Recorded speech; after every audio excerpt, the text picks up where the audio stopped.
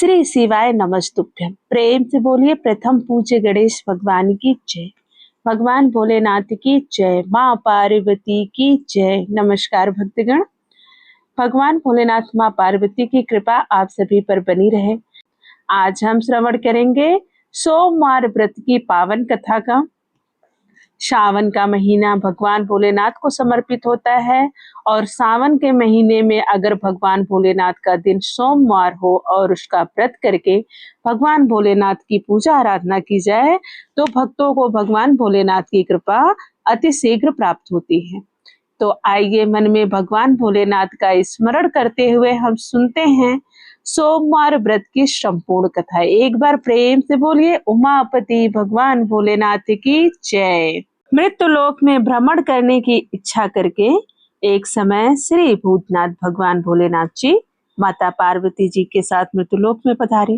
भ्रमण करते करते भगवान भोलेनाथ माता पार्वती विदर्भ देशांतर्गत अमरावती नाम की अति रमणीक नगरी में पहुंचे। अमरावती नगरी स्वर्ग के सदृश सभी प्रकार के सुखों से परिपूर्ण थी। उसमें वहां के महाराज द्वारा बनवाया हुआ अति रमणीक शिव जी का मंदिर था। भगवान शंकर भगवती पार्वती के साथ उस मंदिर में निवास करने लगे। एक समय माता पार्वती जी भगवान भोलेनाथ को प्रसन्न देखकर मनोविनोद करने की इच्छा से बोली, हे महाराज, आज तो हम दोनों चौसर खेलेंगे। शिव जी ने प्राण प्रिया की बात को मान लिया और चौसर खेलने लगे। उसी समय मंदिर का पुजारी ब्राह्मण मंदिर में पूजा करने के लिए आया। माता पार्वती जी ने पुजारी जी से प्रश्न किया, पुजारी जी बताओ, इस बाजी में हम दोनों में से किसकी जीत होगी? ब्राह्मण बिना विचारे जल्दी से बोल उठा कि महादेव जी की जीत होगी। थोड़ी देर में बाजी समाप्त हो गई और पार्वती जी की जीत हुई। पार्वती जी को बहुत गुस्सा आया और ब्राह्मण को झूठ बोलने के अपराध के कारण श्राप देने को चली। भोलेनाथ ने माता पार्वती को बहुत समझाया, लेकिन उन्होंने ब्राह्मण को कोढ़ी होने का श्राप दे दिया। कुछ समय बाद पार्वती जी के श्राप वश पुजारी के शरीर से कोढ़ पैदा हो गया। वह बहुत अधिक दुखी रहने लगा। पुजारी को श्राप का कष्ट भोगते हुए जब बहुत दिन गुजर गए, तब एक दिन देवलोक की अप्सराएं शिव जी की पूजा करने के लिए उसी मंदिर में पधारी। पुजारी के कोढ़ के कष्ट को देखकर उन्हें बड़ी दया आई। उन्होंने उनसे रोगी होने का कारण पूछा। पुजारी ने निसंकोच सारी बातें उन्हें बता दी।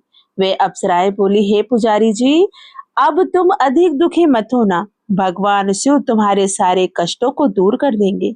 तुम सब व्रतों में श्रेष्ठ खोड़स सोमवार का व्रत भक्ति भाव से किया करो। पुजारी ने अप्सराओं से व्रत की विधि पूछी।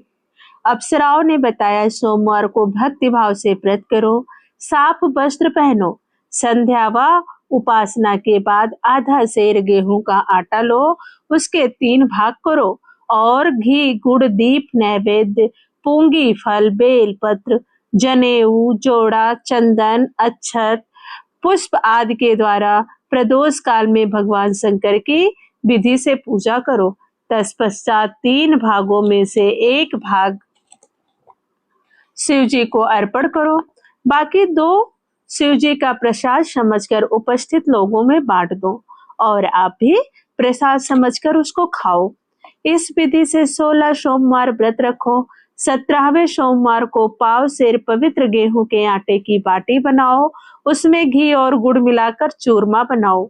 भगवान भोलेनाथ को भोग लगाकर उपस्थित भक्तों में बांट दो। इसके बाद कुटुंब सहित प्रसाद लो तो शिव जी की कृपा से उनकी सभी मनोकामनाएं पूरी हो जाती हैं। ऐसा कहकर अप्सराएं स्वर्ग को चली गई। ब्राह्मण ने यथा विधि 16 सोमवार व्रत किया तथा भगवान शिव की कृपा से रोग से मुक्ति पाकर आनंद से अपने परिवार के साथ रहने लगा। कुछ दिन बाद शिव जी और माता पार्वती उस मंदिर में पुनः पधारे। ब्राह्मण को निरोग देखकर पार्वती जी ने ब्राह्मण से रोग से मुक्त होने का उपाय पूछा। ब्राह्मण ने 16 सोमवार व्रत कथा सुनाई। पार्वती जी बहुत प्रसन्न हुई। ब्राह्मण से व्रत की विधि पूछी और स्वयं व्रत करने के लिए तैयार हो गई। व्रत करने के बाद उनकी मनोकामना पूरी हुई और उनके रूठे बेटे स्वामी कार्तिकेय जी स्वयं माता के आज्ञाकारी हुए। कार्तिकेय जी को अपना यह विचार परिवर्तन का रहस्य जानने की इच्छा हुई। वे माता जी से बोले, हे माता, आपने ऐसा कौन सा उपाय किया जिससे मेरा मन आपकी ओर आकर्षित हो गया और मैं आपकी सेवा में पुनः उपस्थित हो गया। पार्वती जी ने वही 16 सोमवार व्रत की कथा कार्तिकेय जी को भी सुना दी। कार्तिकेय जी ने कहा, इस व्रत को माँ मैं भी करूंगा, क्योंकि मेरा प्रिय मित्र ब्राह्मण बहुत दुखी दिल से परदेश गया है। मेरी उससे मिलने की बहुत इच्छा है। कार्तिकेय जी ने भी इस व्रत को किया और उनका प्यारा मित्र मिल गया। मित्र ने इस अस्माकिक मिलन का भेद पूछा तो कार्तिकेय जी बोले, हे मित्र, हमने तुम्हारे मिलने की इच्छा करके 16 सोमवार का व्रत किया था। अब तो ब्राह्मण मित्र को अपने विवाह की चिंता हुई। उसने कार्तिकेय जी से व्रत की विधि पूछी और यथा विधि व्रत किया। व्रत के प्रभाव से जब वह किसी कार्य से विदेश गया तो वहां के राजा की लड़की का स्वयंवर था। राजा ने प्रण किया था कि जिस राजकुमार के गले में सब प्रकार से सिंगारित हथनी माला डालेगी, मैं उसी के साथ अपनी प्यारी बेटी का विवाह कर दूंगा। शिव जी की कृपा से वह ब्राह्मण भी उस स्वयंवर को देखने की इच्छा से राज्यसभा में एक ओर जाकर बैठ गया। नियत समय पर हथनी आई और उसने जयमाला उस ब्राह्मण के गले में डाल दी। राजा ने अपनी प्रतिज्ञा के अनुसार बड़े धूमधाम से अपनी कन्या का विवाह उस ब्राह्मण देवता के साथ कर दिया और ब्राह्मण को बहुत सा धन और सम्मान देकर संतुष्ट किया। ब्राह्मण सुंदर राजकन्या पाकर सुख से जीवन व्यापित करने लगा। एक दिन राजकन्या ने अपने पति से प्रश्न किया, हे प्राणनाथ, आपने ऐसा कौन सा भारी पुण्य किया था जिसके प्रभाव से हथनी ने सब राजकुमारों को छोड़कर आपका वरण किया? ब्राह्मण बोला, हे प्राण प्रिय, मैंने अपने मित्र कार्तिकेय जी के कथन अनुसार 16 सोमवार का व्रत किया था, जिसके प्रभाव से मुझे तुम जैसी रूपवान पत्नी की प्राप्ति हुई है। इस व्रत की महिमा सुनकर राजकन्या को बड़ी हैरत हुई। वह भी पुत्र की कामना करके इस व्रत को करने लगी। शिव जी की दया से उसके गर्भ से एक अति सुंदर, सुशील, धर्मात्मा और विद्वान पुत्र उत्पन्न हुआ।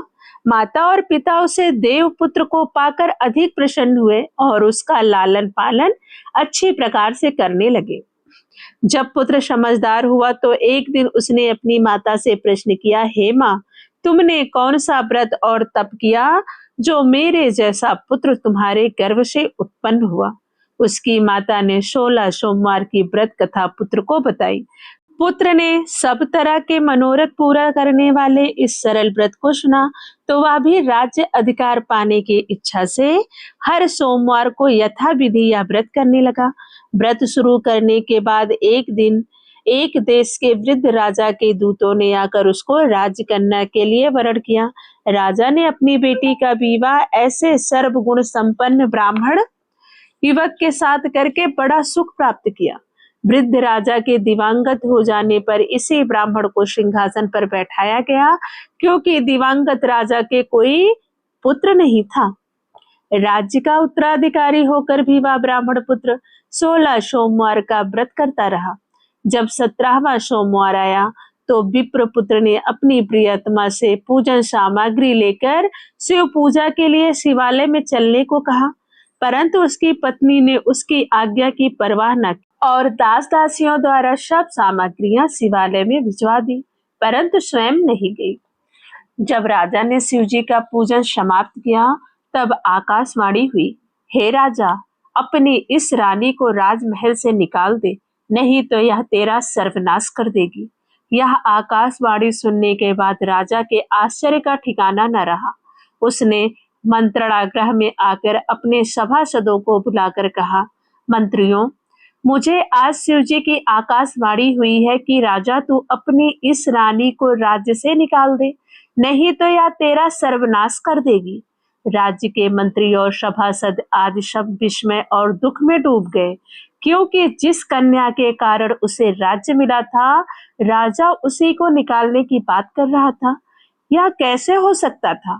पर राजा के मंत्रियों की परवाह नहीं की। उसने अपनी पत्नी को राजमहल से निकाल दिया। रानी दुखी हृदय से भाग्य को कोसती हुई राज्य से बाहर चली गई। बिना पद त्राण, फटे हुए वस्त्र पहने, भूख से दुखी हृदय से भाग्य को कोसती हुई चलती जा रही थी कि उसकी अचानक एक बुढ़िया से भेंट हुई, जो सूत काट कर बेचती थी। रानी की करुण दशा देखकर वह बोली, चल तू मेरा सूत बिकवा दे, मैं बूढ़ी हूँ, भाव करना मैं नहीं जानती हूँ। यह बात सुन रानी ने बुढ़िया के सिर से सूत की गठरी उतारकर अपने सिर पर रख ली। थोड़ी देर बाद आंधी आ गई और बुढ़िया का सूत पोटली सहित उड़ गया। बेचारी बुढ़िया पछताती रह गई। उसने रानी को अपने से दूर रहने को कहा। इसके बाद रानी एक तेली के घर गई तो शिव जी के प्रकोप के कारण तेली के सभी मटके उसी क्षण चटक गए। तेली ने भी रानी को अपने घर से निकाल दिया। बहुत से दुख उठाती रानी एक नदी के किनारे गई तो नदी का सारा जल सूख गया। उसके पश्चात रानी एक जंगल में गई। वहां सरोवर में पानी पीने गई तो उसके हाथ का स्पर्श होते ही सरोवर नील कमल के समान जल असंख्य कीड़ों में होकर गंदा हो गया। रानी ने भाग्य पर दोषारोपण करते हुए उस जल को पीकर पेड़ की शीतल छाया में विश्राम करना चाहा, परंतु वह जिस पेड़ के नीचे विश्राम करती, उस पेड़ के पत्ते तुरंत टूटकर गिर जाते। वन, सरोवर, जल की ऐसी दशा देख गौ चराते ग्वालों ने अपने गुसाई जी से, जो उस जंगल में स्थित मंदिर पर पुजारी थे, यह बात बताई। गुसाई जी के आदेश अनुसार ग्वाले रानी को पकड़कर गुसाई जी के पास लाए। रानी की मुख कांति और शरीर शोभा देख गुसाई जी जान गए कि यह अवश्य ही कोई विधि की गति की मारी कुलीन स्त्री है। पुजारी ने रानी से कहा, पुत्री, मैं तुमको अपनी पुत्री के समान रखूंगा और हे पुत्री, तुम मेरे आश्रम में आकर रहो। मैं तुम्हें किसी प्रकार का दुख नहीं होने दूंगा। गुसाई जी के वचन सुनकर रानी को धीरज हुआ। वह आश्रम में रहने लगी। रानी जो भोजन बनाती उसमें कीड़े पड़ जाते, जल भर कर लाती उसमें भी कीड़े पड़ जाते। रानी की यह दशा देख गुसाई जी बड़े दुखी हुए और रानी से बोले, हे पुत्री, तुम्हारे ऊपर कौन से देवता का प्रकोप है जिससे तुम्हारी ऐसी हालत हुई है? पुजारी जी की बात सुनकर रानी ने शिव जी महाराज के पूजन का बहिष्कार करने की बात बताई तो पुजारी जी शिव जी महाराज की अनेक प्रकार से स्तुति करते हुए रानी से बोले कि पुत्री, तुम सब मनोरथ को पूरे करने वाले 16 सोमवार व्रत को करो, उसके प्रभाव से इस कष्ट से मुक्त हो सकोगी। गुसाई जी की बात मानकर रानी ने 16 सोमवार व्रत किए। 17वें सोमवार को विधि विधान सहित पूजन किया। उस पूजा के प्रभाव से राजा के हृदय में विचार आया कि रानी को गए बहुत समय बीत गया, ना जाने कहां कहां भटकती होंगी, उसे ढूंढना चाहिए। यह सोचकर रानी की तलाश करने के लिए राजा ने चारों दिशाओं में दूत भेजे। वे दूत रानी की तलाश करते हुए गुसाई जी के आश्रम में पहुंचे। वहां रानी को पाकर उसने रानी को अपने साथ ले जाने का आग्रह करने लगे, परंतु गुसाई जी ने मना कर दिया। दूत चुपचाप वापस लौट आए और राजा को रानी का पता बतलाया। रानी का पता पाकर राजा गुसाई जी के आश्रम में गए और उससे कहा, महाराज, जो देवी आपके आश्रम में रहती हैं वह मेरी धर्म पत्नी है। शिव जी के प्रकोप के कारण मैंने उनको त्याग दिया था। अब मैं भोलेनाथ की कृपा से उसे लेने आया हूँ। कृपया मुझे अपनी पत्नी को साथ ले जाने की आज्ञा दे। यह सुनकर गुसाई जी बड़े प्रसन्न हुए। उन्होंने रानी को राजा के साथ जाने की अनुमति दे दी। राजा बड़ी प्रसन्नता से रानी को महल में लेकर आए। सारे राज्य में उत्सव मनाया गया और चारों तरफ प्रसन्नता की लहर दौड़ गई। सारी प्रजा ने अपनी रानी के आने पर खुशियां मनाई। राजा और रानी फिर नियम पूर्वक 16 सोमवार के व्रत का पालन करते हुए बहुत समय तक आनंद पूर्वक भूलोक पर निवास करते रहे। अंत समय में दोनों को मोक्ष अर्थात स्वर्ग की प्राप्ति हुई। इस प्रकार जो मनुष्य 16 सोमवार के व्रत को श्रद्धा पूर्वक करता है, उसकी सभी मनोकामनाएं भगवान शिव जी की कृपा से पूर्ण होती हैं और उसे मोक्ष की प्राप्ति होती है। प्रेम से बोलो भगवान भोलेनाथ की जय, माँ पार्वती की जय, सभी देवी देवताओं की जय। एक साहूकार बहुत अधिक धनवान था। उसके पास धन आदि की कोई कमी नहीं थी। साहूकार के पास सभी सुख और ऐश्वर्य के साधन थे, किंतु उसको एक ही दुख था कि उसके कोई औलाद नहीं थी। दिन रात वह इसी चिंता में लगा रहता और वह पुत्र पाने के लिए हर सोमवार को भगवान चंद्रदेव व शिव जी की पूजा करता। वह व्रत भी रखता था। साहूकार की भोलेनाथ के प्रति ऐसी भक्ति देखकर एक बार माँ पार्वती जी ने शिव जी से कहा, हे नाथ, यह साहूकार आपका अनन्य भक्त है और सदैव ही आपका व्रत और पूजन भक्ति भाव से किया करता है। आप कृपा करके इसकी मनोकामना को पूरी कर दें। माता पार्वती जी के ऐसे वचन सुनकर भोलेनाथ ने माँ गौरी से कहा, हे पार्वती, यह संसार एक कर्म क्षेत्र है। यहाँ जो भी जैसा कार्य करता है उसे वैसा ही फल मिलता है, अर्थात जैसा कार्य मनुष्य करता है वैसा ही परिणाम भोगता है। किंतु माता पार्वती आग्रह पूर्वक बोली, हे महादेव, यह आपका अनन्य भक्त है।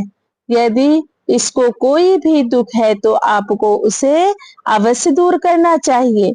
यदि आप अपने भक्तों की मनोकामनाएं पूरी नहीं करेंगे तो क्यों मनुष्य आपकी भक्ति सेवा व पूजन करेंगे। माता पार्वती जी के इस आग्रह को सुनकर शिव जी ने कहा, हे शिवे, इस साहूकार के कोई पुत्र नहीं है, इसी कारण यह दिन रात चिंतित व दुखी रहता है। इसके भाग्य में संतान न होने पर भी मैं इसे पुत्र प्राप्ति के लिए वरदान देता हूँ, किंतु इसका पुत्र केवल 12 वर्ष तक ही जीवित रह सकता है, इसके बाद वह मर जाएगा। इससे अधिक मैं इस साहूकार के लिए कुछ भी नहीं कर सकता। माता पार्वती और भोलेनाथ के द्वारा की गई इन बातों को साहूकार सुन रहा था।